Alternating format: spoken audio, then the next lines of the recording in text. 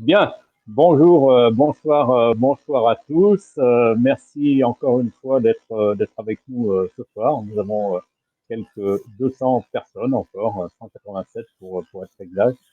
Vous êtes tous les bienvenus dans ce webinaire et j'ai le plaisir d'accueillir Sabine Dandilian, Sandrine, Bonsoir. qui, qui est avec nous et qui est de Geito Capital Managing partenaire de Vehicle Capital. Alors, ce soir, on a un programme qui est assez plaisant d'ailleurs, hein, assez dynamique, hein, parce que on va commencer évidemment, je vais vous donner lister le programme, on va commencer évidemment par le bulletin de santé, c'est traditionnel, le bulletin de santé.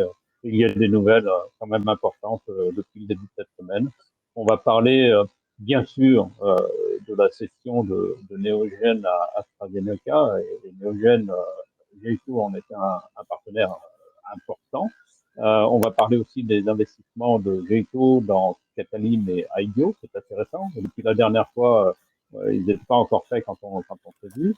On évoquera le partenariat et le co-investissement finalement avec Arc Venture. Et la question, c'est comment est-ce qu'on fait pour travailler avec des mastodontes de cette taille-là, hein. Arc Venture, c'est quand même assez énorme. Et enfin, on finira par les dossiers français. Et il y en a quelques-uns qui fonctionnent et ça fonctionne très bien. Alors, je disais tout à l'heure qu'on avait une actualité très très riche. Voilà, ben, j'ai noté en début de semaine, comme nous tous, j'ai noté un tour A qui est intéressant, c'est un tour de 96 millions de dollars, un tour A aux États-Unis. Ces tours A de cette dimension-là, on n'en voit pas tellement en France. La société s'appelle Cajal Neurosciences et elle cible la neurodégénérescence. Donc ça, c'est intéressant parce que c'est un secteur quand même qui est un peu délaissé généralement et on voit qu'il y a quand même pas mal de fonds qui commencent à s'intéresser et qui vont. J'ai noté évidemment AstraZeneca qui a sorti le portefeuille cette fois-ci, qui a sorti le chéquier directement. Il a mis 2 fois la main à la poche en 3 jours, une fois pour 320 millions d'euros avec Neogène et l'autre fois pour 320 millions d'euros de dollars peut-être, 320 Oui. millions de dollars avec Neogène et 402 millions de dollars avec C4 Discovery. C'est une boîte anglaise. Et puis, côté français, parce que ça bouge aussi du côté français, j'ai relevé Ibionex. On publiera une info vendredi sur ce sujet-là, qui crée un petit fonds de 40 millions d'euros qui va lui permettre de soutenir son portefeuille, hein, pour aider les sociétés qui, je crois qu'ils en ont 6 à aider, et qui a l'intention, et ça c'est une bonne nouvelle, de créer un deuxième fonds gros de 300 millions d'euros, et ça c'est en 2023. Alors, voilà, c'est quand même, ça bouge beaucoup, ça bouge pas mal. Les IPO sont à l'arrêt, nous dit-on. Les sociétés cherchent des fonds.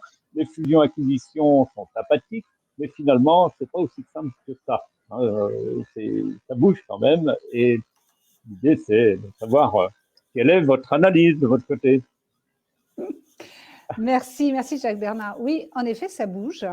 C'est plutôt une bonne nouvelle parce que je dis souvent, on est dans un marché incroyable, le marché de la santé. On est dans un marché où finalement, nous, on ne cherche pas de clients parce qu'il y a encore de nombreuses maladies et de nombreux patients qui attendent des solutions thérapeutiques.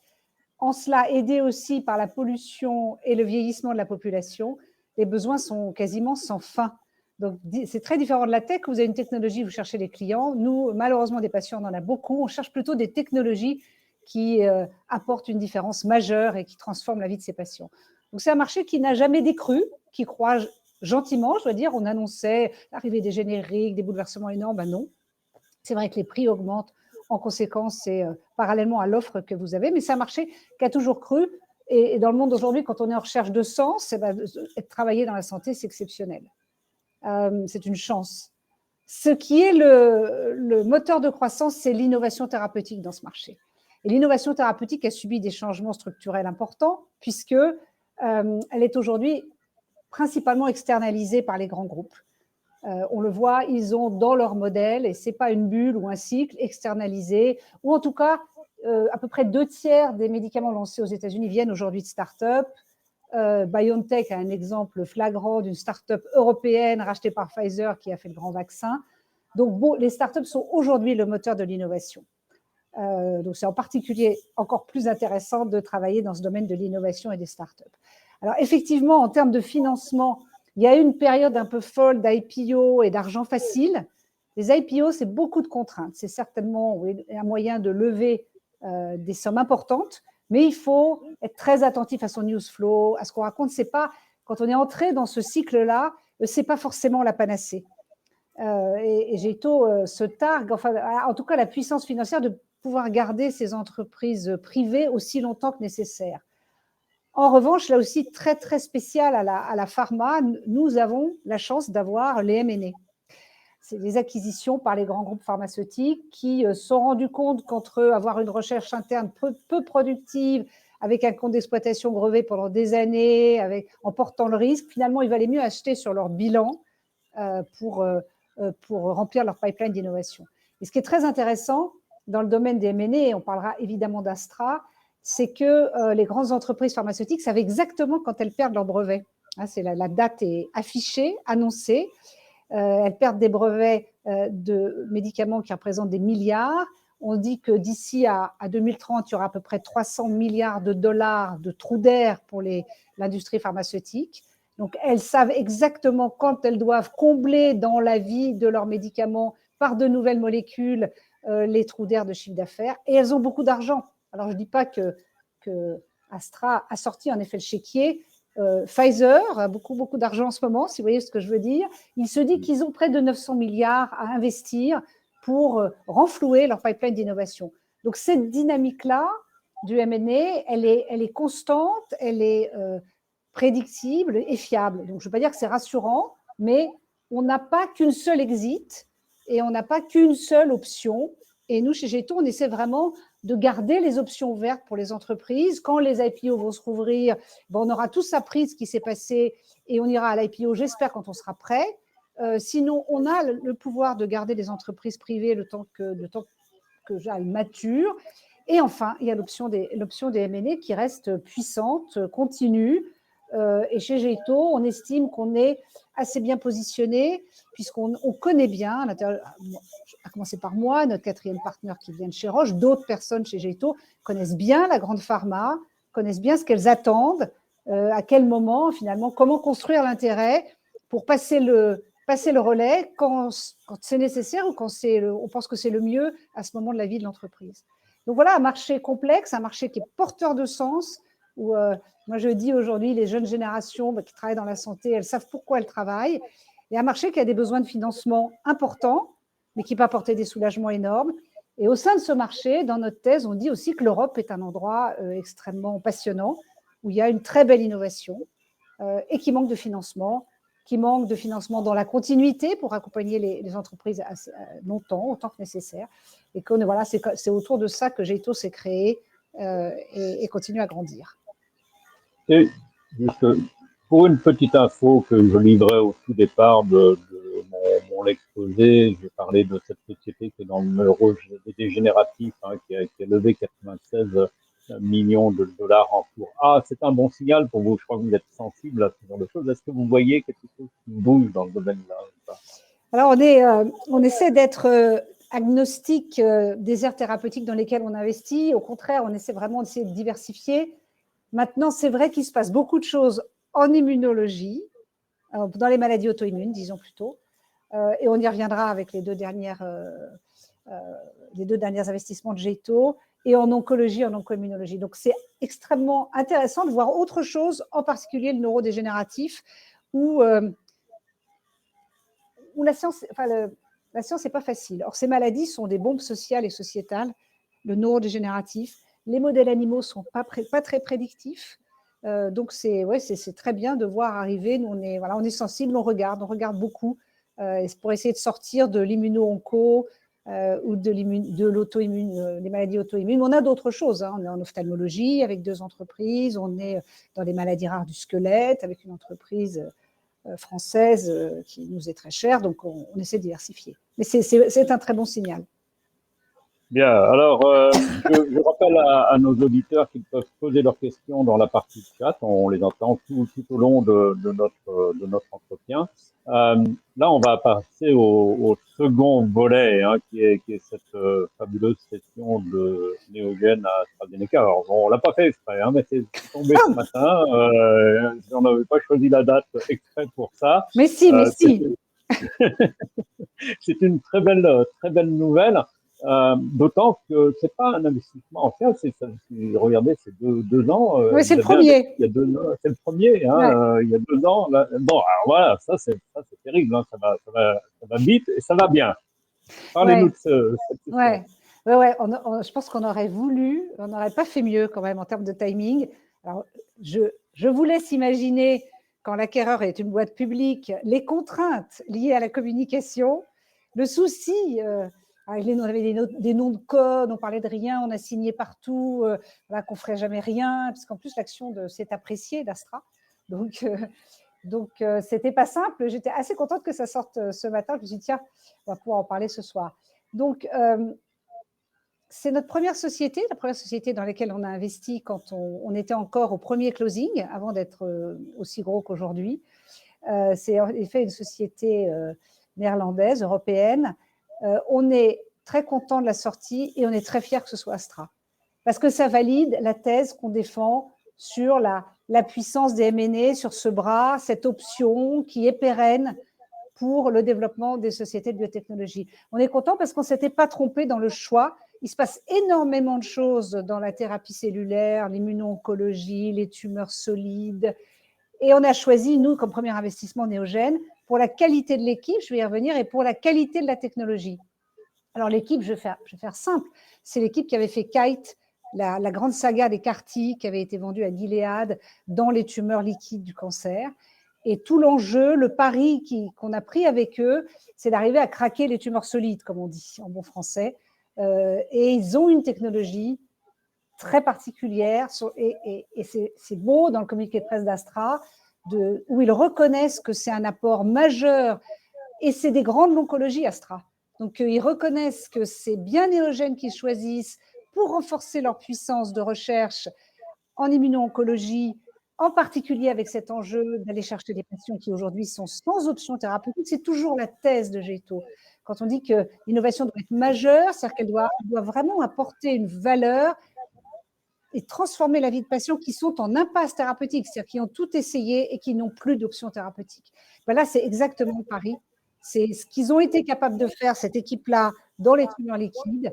Il y a une technologie, ça marche évidemment, mais qui doit permettre, et Astra a reconnu ça, et ils reconnaissent très clairement la qualité de l'équipe, la qualité de son déploiement international, parce qu'avec l'impulsion de Géto, ils ont ouvert des sites de manufacturing aux États-Unis, donc ils sont internationalisés à marche forcée, alors qu'ils étaient très néerlandais, et le pari de la technologie, qui va normalement, franchement, apporter un nouvel espoir à des patients qui souffrent de tumeurs solides très avancées, qui n'ont plus aucune option de traitement, et c'est ça qui nous fait vibrer. Donc, on est assez fiers, oui, assez fiers avec les autres investisseurs, mais nous, c'était notre premier investissement. On ne s'était pas trompé quand on s'est dit, quand on regarde une entreprise, en général, on balaye toutes les thérapeutiques, on essaie de choisir les meilleurs. On ne s'était pas trompé. Donc, c'est ça qui nous rend très, très contents aujourd'hui de cette acquisition. Et dans le domaine parfois un peu morose, c'est vrai qu'Astra a sorti le chéquier, mais d'autres aussi. Parce qu'il leur faut de l'innovation et avoir le bon équilibre entre ce qu'ils peuvent fournir en interne et l'indispensable complément de l'externe. C'est tout l'enjeu des grands de la pharma. Donc, Astra, ça a été, comme toujours, des négociations incroyablement ardues, mais on était tout à fait d'accord on était d'accord sur plusieurs choses, sur la qualité de la science et de l'équipe. Ça vraiment, ça a été très vite. Et puis sur les quelques milestones, vous avez vu, c'est un paiement important en upfront, les quelques milestones qui doivent se faire vraiment, c'est sur l'exécution jusqu'en décembre 24 à peu près. C'est pas un truc qui va durer 25 ans jusqu'à la commercialisation. Et nous pensons qu'à ce stade, avec l'avenir qu'a cette société face à elle, c'est la puissance de feu d'Astra qui va vraiment amener la nouveauté technologique auprès des patients. Donc, c'est pour ça qu'on a été, avec les autres et avec le management, très, très content de cette acquisition. C'est notre premier, donc pour nous c'est tout bon. Ah oui, Ça valide ça la match, thèse. Ouais. ça valide la thèse complètement. Mm. Est-ce qu'il y a eu une bataille d'industriels sur le dossier Neovian? Il y a eu Ouais. plusieurs approches. On va rester high On va level. rester cool. On va dire plus d'une. Oui, plus d'une. Ok. Bon, alors, AstraZeneca, Neogen, c'est une chose. Ensuite, il y a eu quand même deux deals récents, en fait, dans les 3 mois qui viennent de s'écouler. On a eu d'abord Catalim avec un courtier 50 millions d'euros, si je ne me trompe pas, entre les euros et les dollars. Et Ouais, puis IO, eux, c'était 120 millions de dollars. Donc ça, le ça monstre. aussi, c'est intéressant. Ça Ouais. montre qu'il y a une dynamique. Ouais. Alors, Catalim, je vais commencer par, je crois que c'est la plus ancienne des deux. C'est une boîte qu'on regardait depuis plusieurs mois, voire plus d'1 an, parce on essaye aussi, quand il y a des équipes qui nous intéressent, des technologies qu'on trouve très innovantes, mais on ne les trouve pas assez avancées, pas assez déterminées dans le chemin vers le patient, la roadmap clinique, le développement clinique. On les suit, et ceux-là, on les suivait. Et ils ont sorti des résultats cliniques tout à fait intéressants. C'est pour ça qu'on a cette fois plongé. Ce qui est tout à fait intéressant, c'est qu'ils offrent un nouvel espoir à des patients réfractaires ou qui commencent à résister aux anti-PD1. On sait que ces médicaments sont majeurs, mais à un moment donné, l'effet s'épuise. Ils ont trouvé une technologie, bon, moi je ne veux pas rentrer dans les détails parce que je ne suis pas assez experte, mais qui va permettre d'apporter une nouvelle option à des patients atteints de tumeurs solides et qui résistent aux anti-PD1. Donc, on va s'inscrire et on va voir évidemment ce que ça donne, mais ils ont des premiers résultats cliniques tout à fait étonnants. Nos experts scientifiques, parce que bien sûr, vous imaginez, dans les due diligence, on n'est pas experts de tous, et la médecine et la biotech devient extrêmement sophistiquée. Donc, les experts, les cliniciens qui ont vu les dossiers des patients nous ont dit on veut voir plus loin, on veut vraiment voir. Donc c'est pour ça qu'on en est. En plus, c'est une boîte européenne, EU, une boîte allemande. On n'avait pas de boîte allemande dans notre pari de diversification géographique. Donc, ils ont tout ce qu'on aime chez Géto, une équipe très experte, une proposition patient avec les 2 premières populations cibles très bien définies, la valeur apportée à ces 2 premières populations très bien définie aussi. Donc, on se dit, voilà, ils sont sur un chemin. Et Géto a aussi progressé dans le choix de ses compagnies du portefeuille entre le premier closing, où on avait 200 millions, et Neogen a fait partie de ce premier tour, où on investissait moins. Et quand on a passé la barre des 500 millions au closing final, là, on veut vraiment voir des gens qui sont tout près de la clinique ou qui commencent à proposer des résultats cliniques. Donc, on est passé à un stade où on peut se permettre des investissements plus importants.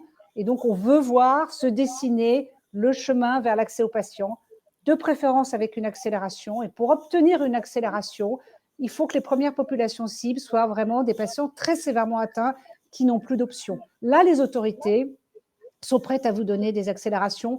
Là, la fameuse balance bénéfice-risque, eh ben, voilà, ils sont prêts à aller haut, à aller avec des prix élevés sur des plus petites populations. Donc, d'abord accélérer, puis après étendre les populations. Donc, c'est là-dessus, nous, le cœur de notre travail, c'est ça. C'est pour ça, quand on dit on est patient benefit driven, c'est pas la tarte à la crème. C'est vraiment comprendre la maladie, comprendre le parcours du patient, le premier diagnostic, le premier traitement, la rechute, le deuxième traitement, qui diagnostique, comment, quels sont les facteurs prédictifs éventuels et quand est-ce que le patient arrive au bout de l'arsenal thérapeutique actuel, quelle est l'offre qu'on peut lui faire à ce moment-là, quelle est la compétition.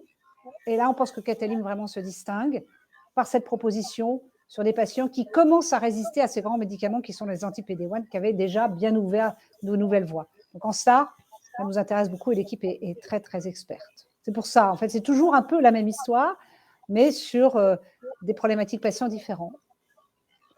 Quant à l'autre, ouais, HiBio, alors là, on est HiBio, c'est notre première entreprise américaine. Alors là-bas, tout est énorme, hein, tout est gros.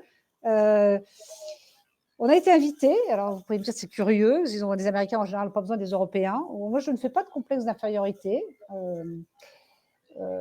L'entreprise est à un moment où elle doit accélérer, croître. Ils ont déjà leur premier médicament qui est en phase 2. Donc là, on parle de maladie auto-immune, pardon. Maladie auto-immune, c'est un domaine très intéressant. On voit qu'en fait, tout ce qu'on a… D'aucuns disent que vraiment, la prochaine frontière, c'est comprendre le système immunitaire. L'éduquer à se battre contre les cellules cancéreuses, à les reconnaître et à savoir les tuer dans le cas de l'oncologie, l'éduquer à ne pas combattre ses propres cellules dans les maladies auto-immunes. Or, les maladies auto-immunes ont eu de grandes avancées, en particulier avec tous les immunosuppresseurs qui ont vraiment soulagé les symptômes des patients. Tous ces médicaments vont être génériqués, vont perdre leur brevet. Donc, il y a un grand appétit pour avoir les successions. Et la promesse patient de HiBio, c'est de traiter la cause dans certaines maladies. Donc, ils ont déjà un premier asset qui est en phase clinique. Le deuxième va rentrer en phase 2. Le deuxième va rentrer en clinique l'année prochaine. Et on pense qu'ils ont une proposition très originale qui devrait vraiment apporter un nouveau soulagement en traitant la cause même de la maladie. Donc, ça nous a beaucoup intéressés. Alors, je crois que on leur a quand même offert sur un plateau notre partenaire américaine, c'est très, très américain, HiBio. Donc, c'est Rachel Mears qui est au bord. Donc, je vais la voir bientôt, elle nous racontera comment ça se passe. Mais le premier board où on était invité, je crois, était hier. On n'est pas très nombreux, mais on a été invités. Ils veulent bien sûr que dans toute la stratégie clinique, l'Europe soit bien comprise et bien intégrée, ce qu'ils ont du mal à faire, quand ils sont très américains. Donc, so far, so good. Très belle équipe aussi. Toujours pareil, une équipe, une qualité de la science, un chemin vers le patient bien tracé sur lequel on travaille beaucoup, une première offre sur des patients très avancés dans les maladies très graves, et on met sous pression le candidat médicament parce qu'il doit démontrer dans cette première population, évidemment. Donc, il faut que ce soit vraiment de la science d'exception. Et puis après, on étend et tout ça de manière… on est très, très précis avec les équipes de management. Et c'est vrai que très aligné avec l'équipe dirigeante, très aligné avec les autres investisseurs, ce qui a été le cas dans ces deux cas, ce qui est le cas en général dans nos entreprises du portefeuille. Donc voilà. Alors il est… Un en moins, donc voilà, c'est la vie des fonds. Il est 19h23, on va commencer à passer la parole un peu aux participants qui sont dans la salle. Moi, je reviendrai sur le deal avec IDEO parce que j'ai des questions à vous poser sur les relations avec Arc Venture. Mais Pauline Rambaud demande à Sabine Banguignan, entre autres, quel est l'essentiel pour Geito avant d'investir dans une équipe? Quels sont les éléments RH? Je reconnais la pertinence de Pauline et son axe, évidemment. Alors, à un moment donné, on s'était dit, c'est l'humain toujours au centre, parce que finalement, quand on est obsédé par le parcours du patient, c'est toujours de l'humain. Et quand on est obsédé par la qualité de l'équipe dirigeante, on parle encore d'humain. Donc, moi, évidemment, moi, c'est une chose à laquelle je suis hyper sensible. Je crois que la réussite de Geito passe aussi par la qualité de l'équipe Geito et sa capacité à travailler de manière collective. C'est assez différent, m'a-t-on dit, d'autres fonds. Moi, je viens d'une culture très collective, donc ça m'a l'air normal. Ce qu'on voit, c'est… Souvent, on arrive, nous, donc, au moment où les entreprises entrent en clinique, et c'est un tournant majeur dans les entreprises. Souvent, le fondateur est l'académique, le chercheur, et il doit savoir passer la main à des CEO qui ont l'appétit international et l'ambition, la capacité de conduire en parallèle l'Europe et les États-Unis. Donc ça c'est un tournant qui est majeur.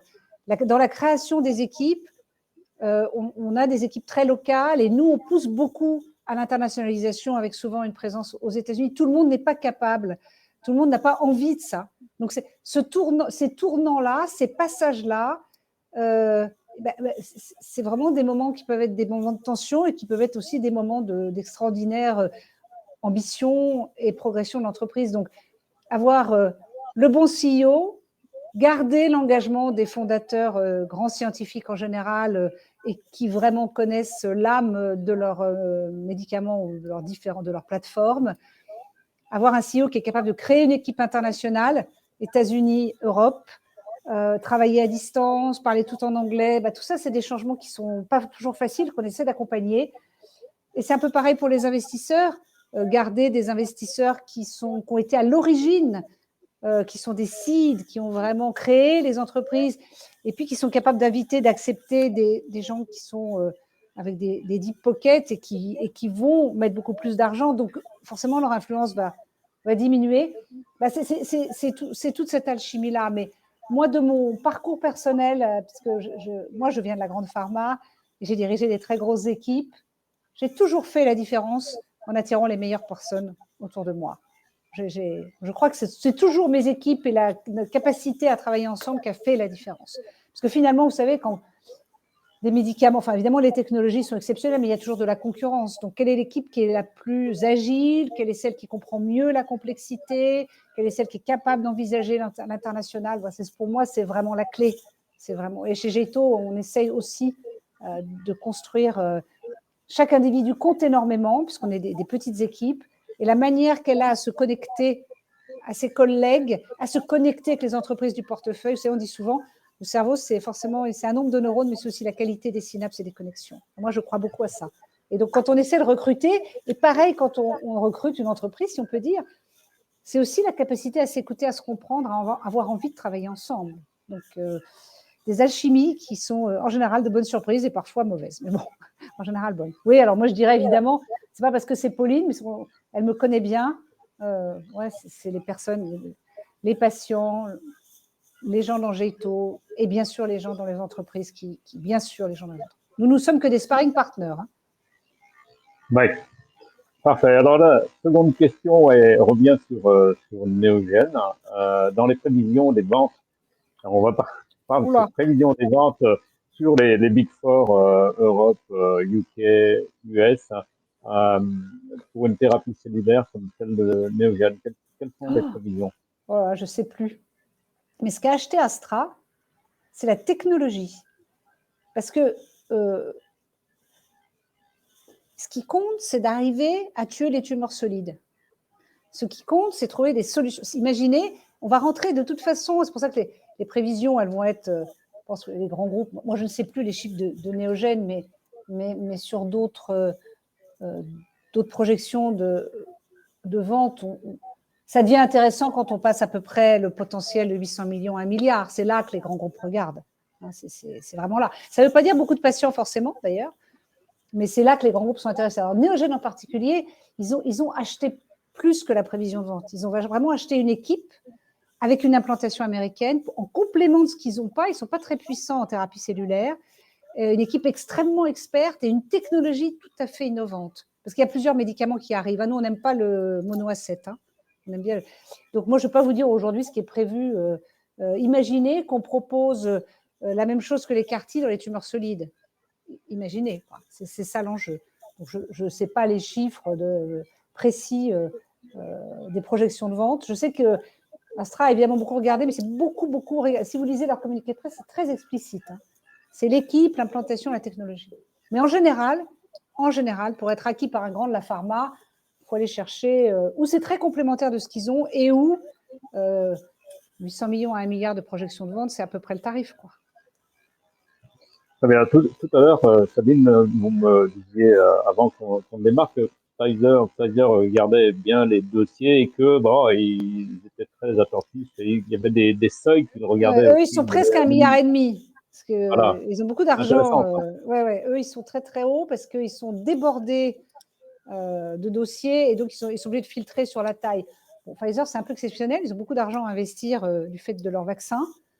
C'est toujours le numéro 1, donc ils vont prendre des grosses rafales. Alors, je ne sais plus les classements. Je ne crois pas que ce soit ceux qui vont prendre le plus dans les 5 à 10 ans qui viennent. Et vous savez, les grands de la pharma, ils pilotent, j'en viens, je connais, ils pilotent leur pipeline d'innovation en fonction des taux d'attrition, c'est-à-dire plus on prend tôt, plus on a de risques de ne pas aboutir, et en fonction des dates précises de perte de brevet. Donc, c'est très, très, très organisé et très calibré.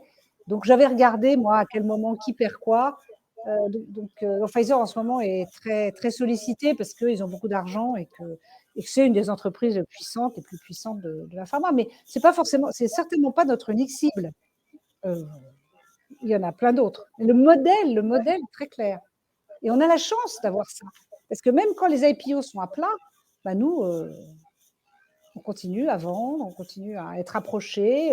Il y a aussi des contrats de partenariat qui se font avec les grands de la pharma. Bon, en l'occurrence pas pour Néogène, ils ont préféré tout acheter parce qu'ils voulaient vraiment toute la plateforme, mais il y a aussi des partenariats.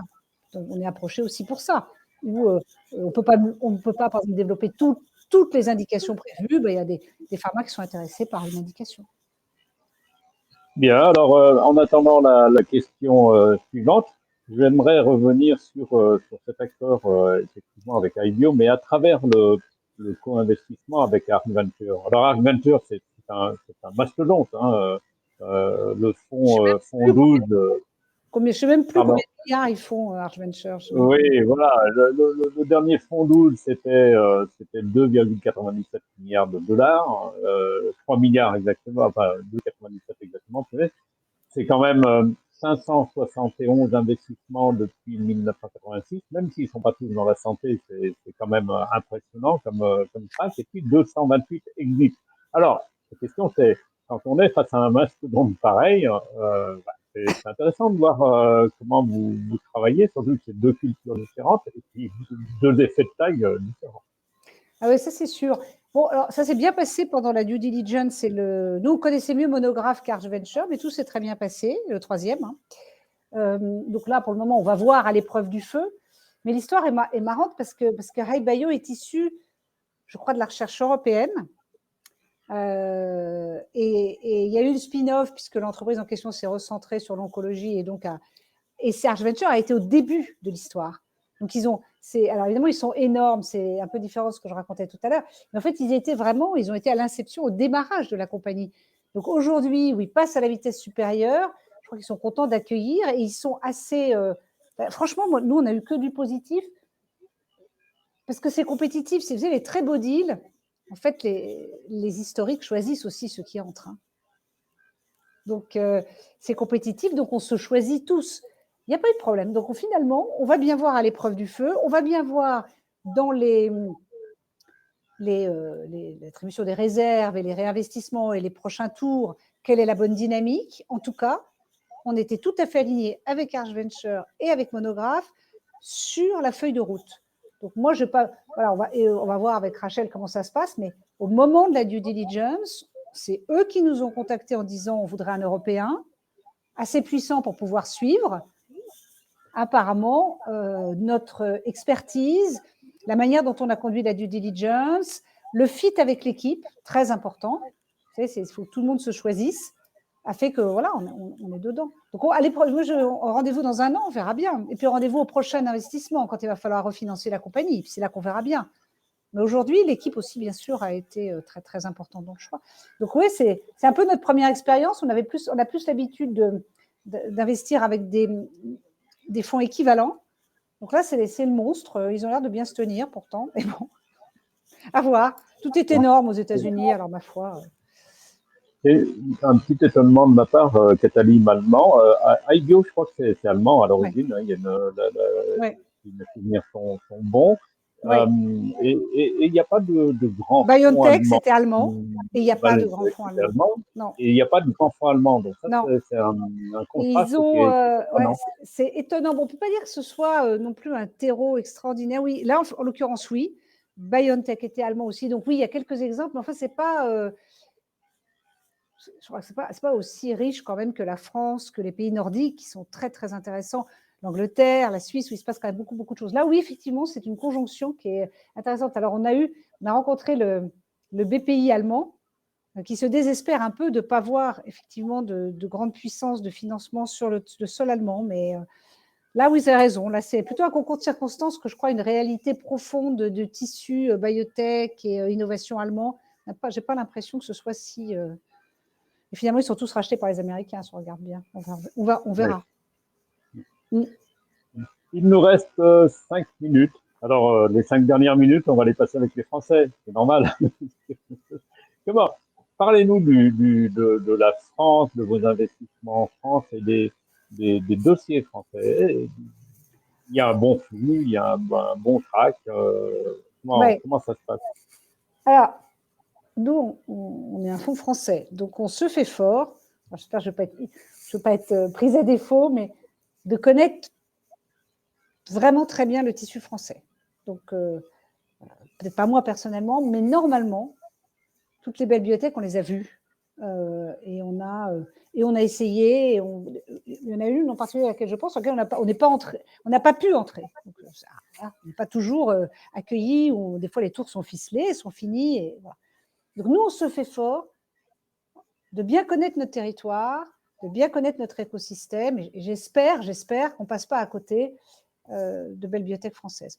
Donc, on en a, nous, dans notre portefeuille. Le deuxième investissement, Sparing Vision, est une boîte française tout à fait passionnante, dans un futur leader en génomique, en ophtalmologie, où l'extraordinaire passage de grands fondateurs scientifiques versus un CEO beaucoup plus international s'est passé en toute intelligence, et ça a été formidable. On est avec des grands acteurs français autour de la table et internationaux, donc c'est bien. Moi, je suis déçue quand ça ne se fait pas, parce que la France a une très belle recherche. Vous savez, tout ce qui est hospitalo-universitaire, notre puissance académique fait quand même qu'il y a un très beau terreau. Des fois, ça ne se fait pas. Comme je vous l'ai dit, il faut un alignement des planètes. C'est-à-dire, la science en général est belle, il faut qu'il y ait la bonne équipe dirigeante, il faut qu'il y ait le bon syndicat autour de la table, dans lequel Géito s'inscrirait et apporterait de la valeur. Il faut qu'il y ait la bonne histoire. L'histoire, c'est l'histoire vers le patient, c'est le développement clinique, c'est la même compréhension des priorités, des populations. Des fois, ça ne se passe pas. C'est-à-dire qu'il y a un des 3 éléments qui manquent. Bon, on attend notre tour, hein, ça peut être un prochain tour de financement, où il y aura eu des changements. Ça nous est arrivé, qu'on nous ait rappelé. Mais j'espère qu'on ne rate pas des entreprises françaises qui pourraient bénéficier de notre support et qui ne l'ont pas, j'espère. Encore une fois, si la science est souvent belle, il faut qu'il y ait l'alignement des planètes, que Géito soit accueilli, entendu, que nous, on entende les autres, qu'on aime beaucoup l'équipe dirigeante aussi. Et des fois, ça ne se passe pas, c'est malheureux. Mais j'espère qu'on les regarde tous. Hein. Je peux vous dire, je suis dans plein d'initiatives où normalement, et puis très très souvent, il y a BPI avec qui on est dans pas mal d'initiatives aussi. Eux, ils ratent rien, hein, ils sont dans tout. Hein, donc voilà. Donc des fois, quand ça rate, on est très triste. Mais bon. On a une petite dernière question. Alors, e-Combinator a significativement réduit le nombre de startups incubées en mai 2022 en raison de la crainte de la baisse du marché et du ralentissement des financements. Qu'en est-il en France?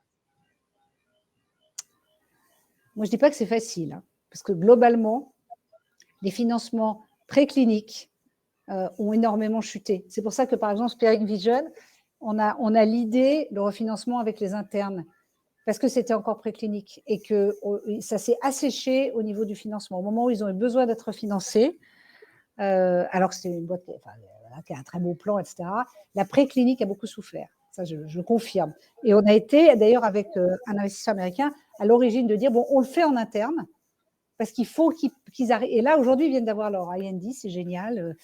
Donc, ils vont passer en clinique. Alors, sur la préclinique, ça a été très dur, parce qu'il y a plus de prise de risque. Et il me semble que les investisseurs américains sont un peu frileux, ce que j'ai entendu dire. Il y a plein de choses qui se passent. Les gros fonds d'investissement voient dévisser leur public et donc ils sont paniqués et concentrés là-dessus. Donc, ils mettent moins d'attention sur les boîtes privées en ce moment, surtout les fonds américains. Les fonds américains, certains pensent que la guerre est à la porte de Paris et de la France. Quand on en discute avec eux, on a un petit peu de mal à leur expliquer qu'on est très triste pour les Ukrainiens, mais que ce n'est pas le cas. Donc oui, sur la préclinique, ça a été très dur, en tout cas l'année dernière. Ça a été très dur, je confirme. Et nous, on a soutenu, on est assez puissants. La force de Géito, c'est de pouvoir tenir privé si besoin et tenir avec les insiders. Quand vous arrivez, vous avez retravaillé le plan en se concentrant avec l'équipe dirigeante et vous dites, voilà, il faut tant, Géito met tant, ça régénère, ça remobilise et en tout cas, les fois où on l'a fait, ça a remobilisé les énergies. Eh bien, c'était le mot de la fin. Merci, Sabine. Il est 19h40 pile. On est pile dans le timing. Merci pour tout. Et donc, on va se retrouver, puisque c'était la dernière intervention de l'année vous concernant, on va se retrouver probablement l'année prochaine. Je prends note et je vous invite à revenir. Si on peut viser une prochaine sortie, vous n'hésitez pas à vous me fixer une date et en général, on essaie de caler une nouvelle sortie à ce moment-là. Voilà, exactement, c'est ça. Et il y en a plein en préparation, donc je ne doute pas qu'on va on va trouver la bonne date. Euh, pour finir, je voulais simplement vous indiquer qu'on se retrouvait exceptionnellement lundi soir, ce lundi 5 décembre. Logiquement, c'était prévu un peu plus tard, mais ça a été avancé en raison de nombreux déplacements. C'est Antoine Papiernik qui va venir nous rejoindre pour Sophie Nova et présenter son avis et ses opérations. Et ce sera donc lundi soir à 19 heures. Merci à tous. Merci Sabine encore. Et Merci. à très bientôt. Au Au revoir à revoir. tous.